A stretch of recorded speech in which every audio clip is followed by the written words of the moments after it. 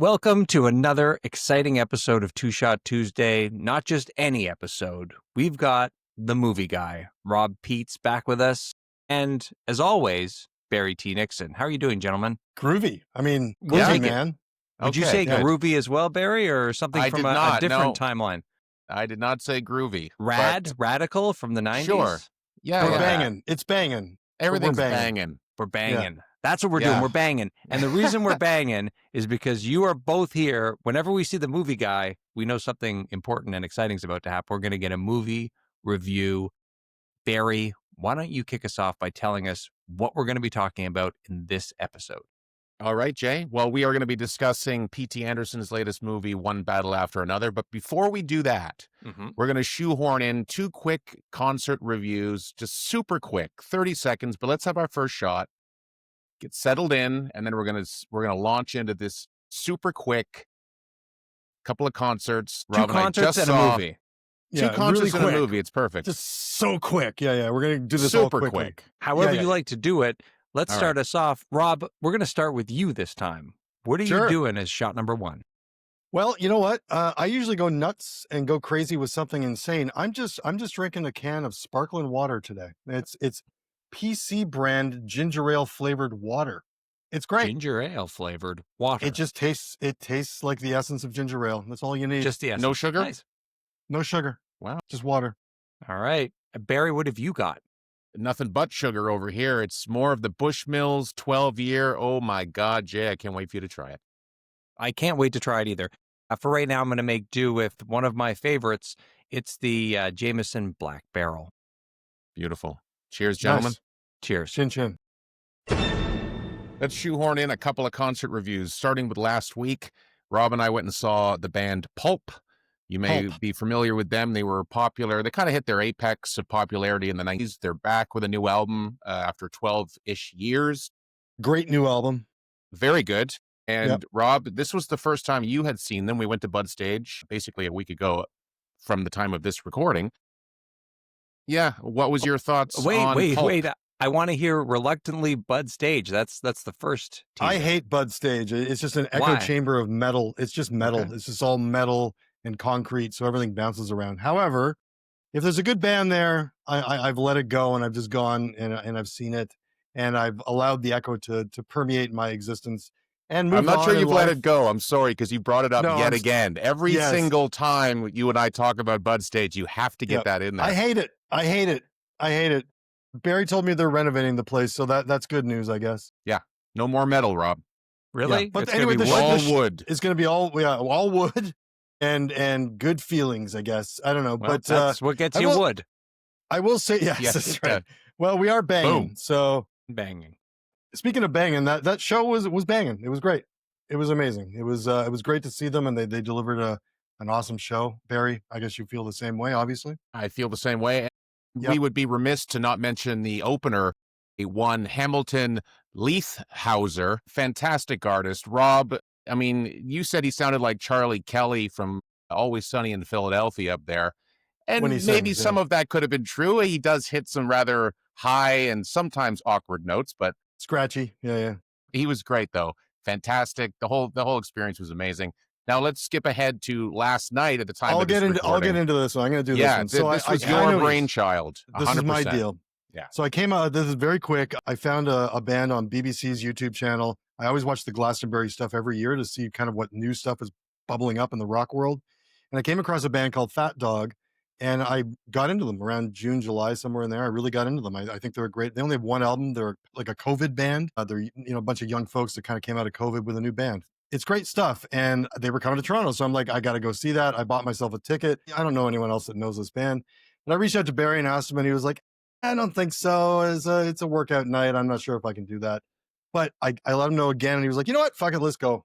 So that sounds like Barry. That right there sounds like Barry. The first one did not sound like Barry. No, that sounded more like me. But the second one was definitely Barry. I like to say yes to things. The only hitch was the Monday training, but that's okay. You know what? I went to a concert and I didn't drink alcohol for the first time in probably my entire life. So thanks for that new experience, Rob. That was fun. Yeah, it was. Where was fun. this? It was fun. So this was at the Garrison at Ossington and Dundas. How's the metal to band ratio? Was there a lot of metal there? Even. Was there No, it Okay, was good. good. It was And good. enough wood there to keep you It's a small venue. My band's actually played there, I think, a plastic. couple of times. So Yeah. it was interesting to Nice. see an up and coming band. Like these guys are pretty popular in London, right, in England, and in bits of Europe as well. So it was kind of cool to see them playing a small venue in a place where I've played before. So that was kind of cool. And their name again? Fat Dog, and PH they're or kind of F? no, just F, Fat Okay. Dog, yeah, spelt as you would imagine. D with They're a kind D? of a mix of Fat the Dog, yeah, yeah. They're kind of a mix of sort of post punk and techno and just all over the place. They're just an interesting mix of stuff. And I think Barry liked it, but I'm not sure if it was necessarily Barry's kind of thing. But I really appreciate him coming along. And Yeah, what do you think, in the Barry? end, I think he was maybe won over slightly by them. So Totally, I was. The energy was insane. I had not seen a more raucous club show than when I saw Fiddlar at the Horseshoe. This was before they became a famous band. I mean, the kids were going insane, insane, and it was great to see. It was, yeah, it was really, really a lot a of lot fun. of people, to a lot of people witness. singing along. This is a new band. They just released an album late last year, so everyone seemed to know the lyrics. It was amazing. I have Yeah, to it ask was a this good time. question before we leave it. For Barry, on either of the two shows, merch or no merch? Both were no merch, Jay. Really? Yeah, Okay. Rob, you yeah. too? I would typically be a merch guy. I might have bought a Pulp shirt. I definitely would have bought a Fat Dog shirt, but they didn't really need a Pulp shirt, and I would have more likely bought a Fat Dog shirt, but they were $50 for a small band. Yeah. If it was $30, I probably would have bit. You know what I mean? But it was 50 was a little high for a club band, basically. Okay. All right. Yeah. Well, that's pretty exciting. So check it out. Pulp we've all heard of. Fat Dog. Maybe I'm gonna put a little Fat Dog on my Spotify and have a They're listen on to what there. you guys are listening to. That's The album's great. called Woof. That makes sense. WOOF. Yeah, They're sticking with a brand here. it's I a see. theme. I see what's going on. Okay, we're going to do shot number 2, and that's going to help launch us into the movie segment, because we've got the movie guy here. You've never been the concert guy, but it's exciting that you're also the concert guy tonight. Yeah, concert guy, movie guy. What have you got for shot number 2, Rob? You just did it. Same stuff. I just had some. Yeah, I'm so thirsty right now. I could drink 6 gallons of this stuff, so I'm gonna just keep drinking it. Nice. Right on. Barry? I'd say the same thing. 6 gallons, if I had it, of the 12-year Bush Mills. I'm He's right gotta there make- with you. Got to make up for last night. You know what I mean? Big time. Yeah, yeah. Cheers. Cheers. Chin chin.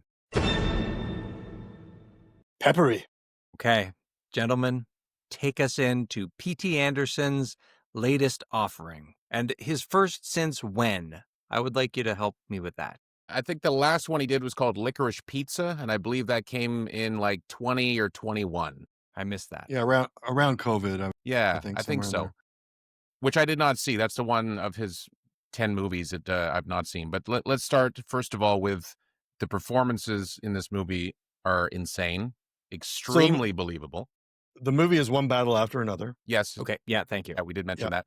One battle after another, 2 hours and 50 minutes, which, Jay, I know that makes you a little gun shy. Nauseous, Rob, yeah. how did you feel about the runtime? Because I felt like it kind of flew by. Yeah, it was one of those movies. When you reach the 2+ hour mark, I'm always afraid of having to go take a whiz right around the time where you need to watch the movie, right? So, and that actually did happen. So We're getting older. I just had to hold it, and it's one of those things where, You well, did. I think it just always is what it is, you know. But that always kind of bugs me with those movies. But this one was it was evenly paced. It was beautifully put together. It was a fairly action-filled, funny romp mixed with some serious drama. But it was a bit of a comedy as well. Had some funny moments, And that surprised me, actually, Rob. Like, there was quite a lot of humor, way more than what the trailer would have you believe. The trailer makes it look like it's one battle after another, just like a slog of battles and then another one. And that does happen, but interspersed with all that craziness, there's actually some pretty funny moments. And Rob, you said it in the theater, and this was spot on. Leonardo DiCaprio's character is kind of like the dude from The Big Lebowski, a little he bit. kind of Yeah. becomes that. He starts Yeah. out as the movie is basically, the plot is basically like this group of vigilante type folks, kind of taken from, I would say, the late 60s, maybe late 70s kind of era of people, but it's kind of transported into the 90s or something. Younger folks that are kind of fighting the system, and they're kind of doing crazy things. I think it's based on a Pynchon book, kind of loosely based on that, which kind of told a similar story, I guess. And I think that was based on an actual group of people that actually did blow up a building and it was just a complete failure. Everything was a failure, right? So This is kind of what happens here. This small group of folks in the beginning kind of do these things that are kind of releasing crossing people and people that are stuck in camps on the border, robbing banks for the greater cause, or just things like that. Yeah. And it just kind of all goes to shit. And then the rest of the movie is 15 years later. And so it's Leonardo DiCaprio, Sean Penn, Benicio del Toro, Regina Hall, or was it, yeah, Regina Hall, I think. And I don't know the other names of the other actors, some And newer actors. is the thrust of it the search for his daughter? That's what I picked up That's right. Yeah. from the trailer. The, Is that the kind of thrust the of it whole is movie? Is that the through line through the movie?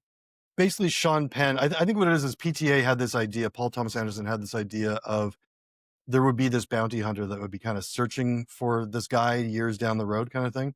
And I think that kind of morphed. He apparently had been writing this movie for 20 plus years. Like this is something that he's been wanting to do for a long time. And it started with a bounty hunter, but now it ends up being sort of a Sean Penn character is more of like a general guy. That's right. Who's involved from the beginning with some of the early years of that group. And he kind of obsesses over it for reasons which I won't get into, which become more apparent near the end. And his character is hilarious. Like he's a complete disaster, this guy. Just a obsessive, fucked up, mentally disturbed individual that's got power, right? So it's interesting to, and he's a great actor, so he's fun to watch doing that. And he's not just some like rogue soldier. Like this guy's a general, Yeah, like he someone is with in real control. power Yeah, in he's the in U.S. control. Army, and so he uses that obviously in the most inappropriate ways. And Sean Penn, like you said, amazing performance. I mean, I'd be very surprised if he doesn't get at least a best supporting actor. And there's a part at the end where he suffers a grotesque injury, and the makeup involved in the aftermath is incredible. He does look like this man has had part of his face blown off. It's just like the makeup of today is incredible. It really does make you think that happened to him. Yeah, it was all around well done. The one thing I would like to draw like attention to is at the ending. I'm not going to give anything away on why this is happening, but I will say there's a bit of a chase that's going on with two cars that ends up being three cars, and they're fairly even. They're fairly widely spaced, so it's a high speed chase, but it's not one of those back to back cars that are just zipping down a highway kind of Right. thing. Yeah, and it's in the desert, so it's not a city chase. It's Yeah. like out in like the Joshua Tree area of California. Right. And basically the one car, the car in the front is being chased by the car behind it, but it's actually quite far back. And then the one behind that joins in and it's also pretty far back. Car chase. But they're speeding quickly. And the camera work here is like, and I mentioned this to Barry while we were watching, he's like, I don't think I've ever seen this before, where they're using actual film stock, and it's all, the whole thing is IMAX, by the way. The whole thing is full screen IMAX. There was never like shrinking and It wasn't growing. it 70 millimeter. What does that mean when they were? I think it was I'm a movie guy. some classic film stock. I'm actually looking at it right now. I can't think of what it's called, but they use some sort of classic film stock to do this. But Right.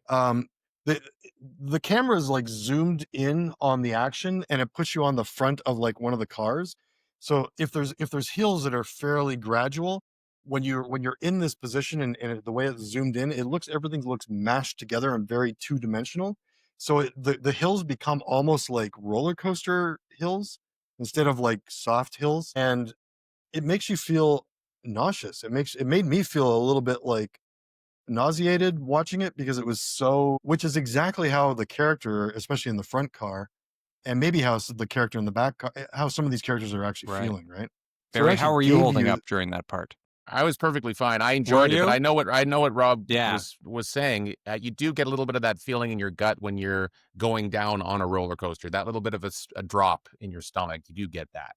I didn't feel nauseated or like I was going to be sick or anything, but I wasn't. It wasn't like that. It's just that I think that I did definitely have like, whoa, this is hard, kind of hard to watch. It's a little jarring on the eyes because it is so, like nauseating feeling. And that's the mark of a great director, right? You pick this scene. It could have just been a 3-car chase, but you add that element in and you get this visceral feeling from your audience, which is exactly. Yeah, no, it was a great movie. It was great. And Benicio del Toro adds a really nice support role as like a sensei. He was like teaching one of the characters karate, and he has a very strict code of conduct. It's really great. And he's kind of involved in trying to help some of these migrants who have crossed the border illegally. He's sheltering them and trying to give them a path forward. And he's great as always. He's just one of the best Well, he's actors. hilarious. And there's a crazy scene comic in the relief dojo where like Yeah. Leonardo DiCaprio's character is simply trying to charge his flip phone.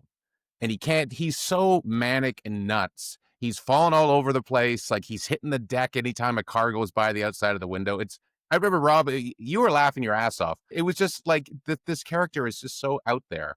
He is just like total tinfoil hat. Everyone's out to get me. But in this case, he's not and wrong. they are. They actually they are. Yeah, they And actually are out to get him. He was actually pretty sharp 15 years before that, but he's now had 15 years behind him and a lot of drugs and booze and all that stuff. Yeah, and he can't remember certain passwords to get back in touch with the original gang that he was with, these group of revolutionaries that he's trying to reconnect with to find out potentially where he could hook up with his daughter again. Not going to say anything more than that, but it is like basically it's, this is the mission. He's trying to get back to his daughter. All right, I'm going to ask you for your star rating, and then one other question I have for you. But before I do, you mentioned flip phone, Barry. So is this set present day, or is there like 90s kind of? No, it's definitely set in present day. But this character is someone who wants to be off the grid. It's actually the entire group. So the entire group has kind of put these pieces of equipment together that are old school equipment, that have remained old school equipment for the last 15 years. So they're harder to trace and all that stuff, right? All right. He can't be on a regular iPhone or anything. He'll get traced right away. Now, I know you're both Paul Thomas Anderson fans, so I'm going to ask you individually for your star rating, and then where does this rank in your Paul Thomas Anderson movie collection of the ones you've seen? So why don't we start with you, Rob? Star rating, and where does this rank in your PTA? Yeah, I would give it out of 5, I'd give it a solid. It's a 4. It's a great movie. It's probably in his, I think I prefer I'll Never Not Love Magnolia. To me, that's one of his best films. And There Will Be Blood is just such an epic thing. It's just difficult to compare that to anything. Probably the third or fourth down. I mean, higher than Nights Boogie is great Nights as well. Yeah, where would you put it? It maybe in a similar place. It's just the Boogie Nights was such an original thing that came at a time that other things were happening. It's kind of hard to put that anywhere below a current movie. You know what I mean? Because it's such a classic. So I would say it's probably my fourth favorite at this point. So 4 out of 5 stars, fourth favorite. Barry, where does it fall on your star rating? 12 out of 5 and ranking. No, I mean, I did enjoy it. It was fantastic. But I think I'm with Rob on this one. I think it's a 4. Maybe it's going to lose a little bit. Actually, I'm not even going to complain about the runtime because I didn't feel the runtime. But I suspect I would feel it the second time through. You know what I mean? Like the first time, it's all like new and woo. But the second time, you might feel that runtime. So 4 out of 5. Performances are amazing. Where does it sit? For me, There Will Be Blood is my favorite of the P.T. Anderson films. And then Boogie Nights would be number 2. I would probably slide this one. It's probably tied with Magnolia. I agree. Magnolia is fantastic. It's a two-way tie for third for me. Okay. Nice. Well, Barry, if I can make a recommendation, the second time through, I recommend it be in the comfort of your own home. Watch it my way with many breaks in between, possibly spread over a couple of days. That is the move. Yeah. That's the Jason move. Riley preferred. Hey, we are at time, and I want to thank you, Rob, the movie guy, for joining us again for another exciting breakdown of this movie. I haven't seen it yet. Unlike the last few, this one I have not seen. So will I go to the theater? Probably not, but I will check it out. Yeah. I definitely like Paul Thomas Anderson, so I'll check it out as soon as it's on demand. And yes, so again, thank you for being here, as always. Oh, and I did want to mention, thank you for being the concert guy as well. Pulp, Fat Dog, you're going to want to check that out. Watch the amount of physical metal at any of the places that you go see a concert. It can be a deterrent. Wood is better than metal. That's right. I think we'll stay with that. Barry, perfectly said. We'll see you next week. We'll be there, and we will have our movie guy back for Tron Ares in an upcoming episode. So we got Tron Ares coming in a couple of weeks. That's right. Yeah, very good. We'll see. Yeah. All right. See you later. See you next week. Ciao. Thank you for listening to Two Shot Tuesday. The show is produced by Barry and I and edited by me. If you have yet to rate and review the show on Apple Podcasts, please take a second to do so now. It helps us grow, and it helps new audiences to find the show. You can find us on Facebook and Instagram at Two Shot Tuesday and on Twitter at Two Shot Tuesday Podcast. Stop by, give us a follow, leave us a comment, and share your favorite episodes. If you have a question you'd like featured on the show, you can send us a text at 647-486-4848. Thanks for listening. We'll see you next week.